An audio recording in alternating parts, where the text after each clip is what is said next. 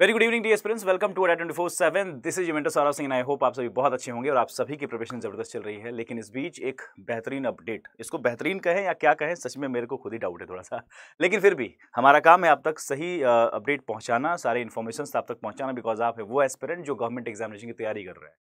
बात करते हैं नारे सीटी की, क्योंकि फिर से आज मिस्टर जितेंद्र सिंह और यू कैन से डॉक्टर जितेंद्र सिंह ने फिर से कुछ अपडेट दिया है अपनी तरफ से, और मैं पढ़ के सुनाऊंगा आपको।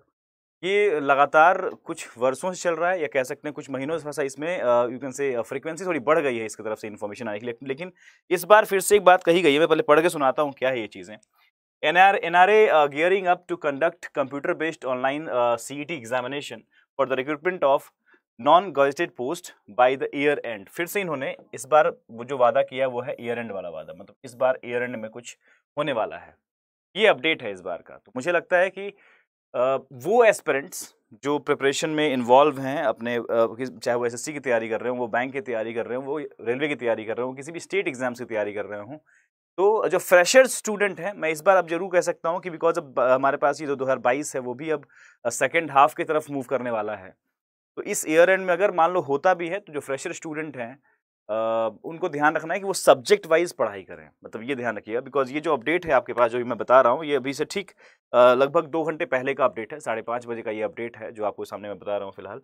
तो ईयर एंड में सीईटी होने की बात कही जा रही है, लेकिन ध्यान रखिएगा कि सीईटी का मतलब क्या है। एक बार फिर से बता दूं मैं आपको, सीईटी का मतलब है जितने भी हमारे नॉन गैजेटेड पोस्ट के लिए एग्जामिनेशन हुआ करते हैं अलग अलग, जैसे कि बैंक के लिए पीओ लेवल पे या क्लर्क लेवल पे अलग एग्जामिनेशन हुआ करती है, और एसएससी के लिए अपना अलग अलग परीक्षाएं हुआ करती हैं ग्रेजुएट लेवल पे, या फिर रेलवे भी अपना अलग एग्जामिनेशन कंडक्ट किया करता है। लेकिन इस परीक्षा के मद्देनजर होगा ये कि आप जिस तरीके से आप ग्रेजुएशन कंप्लीट करते हैं, ठीक उसी प्रकार आपको एक आफ्टर ग्रेजुएशन या फिर आफ्टर 12th, ये 3-4 चरण में होगा, 3-4 पहलू पे होगा। दैट मीन्स जो 10th वाले एग्जामिनेशन होते हैं, 10th के लिए, 10th के बाद जो गवर्नमेंट एग्जाम होते हैं उस 10th लेवल पे भी एक सीईटी होगा, एक 12th लेवल पे सीईटी होगा सीएचएस जैसे परीक्षाओं के लिए, या फिर बैंक में अटेंडेंट जैसी परीक्षाओं के लिए, और एक आपका ग्रेजुएशन लेवल पे होगा।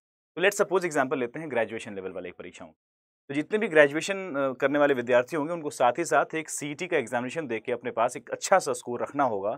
उसके बाद वो खुद तय कर लेंगे कि वो किस ओर जाना चाहते हैं। एनआरए सीईटी सबके लिए कॉमन होगा, और उसके आधार पर, उसके स्कोर के आधार पे आप आने वाली परीक्षाओं में, जैसे आने वाले नोटिफिकेशंस में, चाहे वो बैंक की नोटिफिकेशंस हो, या एसएससी के नोटिफिकेशंस हो, या रेलवे की, या किसी अन्य परीक्षाओं की नोटिफिकेशंस हो, स्टेट एग्जाम्स की नोटिफिकेशन हो, अगर आप उसमें एक अच्छा स्कोर कैरी करते हैं, जो भी आप एक XYZ स्कोर कैरी कर रहे हैं, उस स्कोर के आधार पे आपके सामने जब नोटिफिकेशन आएगा तो एक कट ऑफ जारी करेंगे कि भाई साहब, अगर आप बैंक पीओ का फॉर्म भरना चाहते हैं, लेट्स सपोज आईबीपीएस अपना नोटिफिकेशन जारी करेगा, तो प्रीलिम्स एग्जामिनेशन आपसे नहीं लेगा, आपसे सिर्फ वो मेंस एग्जाम लेगा, इंटरव्यू लेगा, और आपका हो जाएगा। मतलब उनको बस उनका निकालना होगा कि आपके, अगर लेट्स सपोज 100 नंबर का एनआरए सीटी हुआ है अगर परीक्षा, तो आपको बोलेंगे कि क्या आपके 100 में से 80 नंबर हैं क्या एनआरए सीटी में, अगर हैं तो you are eligible to fill the form of bank PO, that means IPS PO you can say, या फिर आरबी अपना निकालेगा पीओ का या क्लर्क का। तो वो उस तरीके से निकाल रहे होंगे। This is the one, this is actually NRA सीटी विच इज लाइक, इसके बारे में बार बार इन्फॉर्मेशन आते रहते हैं हर कुछ महीनों पे। इसका मतलब ये तो जरूर है कि गवर्नमेंट शिथिल नहीं बैठी हुई है,